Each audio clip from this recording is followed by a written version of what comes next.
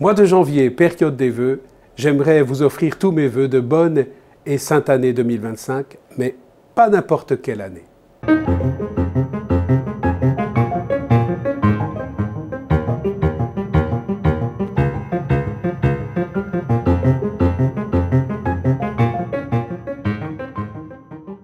Chers amis, permettez-moi tout d'abord de vous offrir mes meilleurs vœux de belle et sainte année 2025.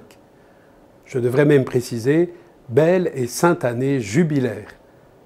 Un jubilé en 2025. Certains, plus anciens, diront peut-être encore une année jubilaire. D'autres, sans doute plus jeunes, s'interrogeront sur la nature d'un événement peu familier. Voilà déjà plusieurs mois que le pape François l'a annoncé, depuis le 9 mai pour être plus précis. Il a écrit une lettre que, pour l'occasion, on appelle d'un mot assez technique, il s'agit d'une bulle d'indiction. Et tant qu'à paraître savant, je me permets de poursuivre en citant le titre original latin de cette lettre bulle, Spes non confundit, qui se traduit ainsi « L'espérance ne déçoit pas ». Parmi toutes les questions qui peuvent nous venir à l'esprit à propos de cette année jubilaire qui commence, j'en retiens deux. Pourquoi et comment? Pourquoi?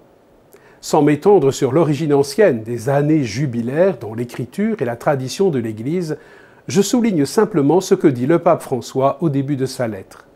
La vie chrétienne est un chemin qui a besoin de moments forts pour nourrir et fortifier l'espérance, compagne irremplaçable qui laisse entrevoir le but, la rencontre avec le Seigneur Jésus.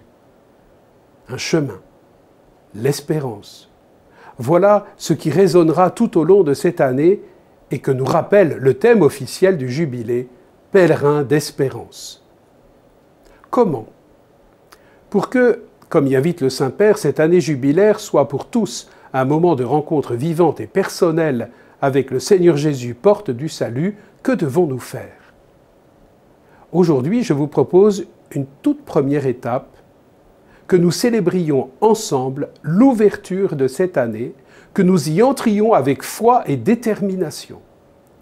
À la suite du pape qui, le 24 décembre dernier, a ouvert solennellement la porte sainte de la basilique Saint-Pierre, puis celle de sa cathédrale Saint-Jean-de-Latran le 29 décembre, notre diocèse de Monaco va également marquer l'ouverture de ce temps de grâce le 11 janvier.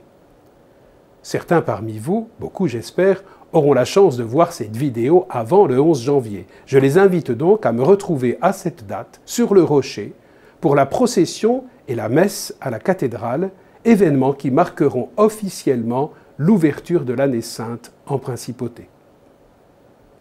Comme il est de tradition, cette année exceptionnelle sera marquée par de nombreux pèlerinages à Rome. Plusieurs délégations de Monaco y participeront et fin octobre 2025, nous y vivrons un grand pèlerinage jubilaire diocésain.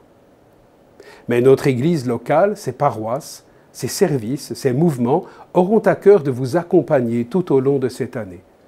Je consacrerai moi-même à cet événement plusieurs de nos rencontres mensuelles. Le pape François, bien conscient des ténèbres qui nous entourent et nous habitent parfois, nous encourage à prêter attention à tout le bien qui est présent dans le monde, autrement dit, à scruter les signes des temps. Ces signes des temps, nous dit-il, ont besoin de la présence salvifique de Dieu. Ces signes des temps demandent à être transformés en signes d'espérance. Chers amis, pourquoi ne deviendrions-nous pas ces signes d'espérance que le monde espère? Puisse cette année jubilaire 2025 faire de nous des pèlerins d'espérance, puisse la grâce de Dieu nous transformer en témoins d'espérance.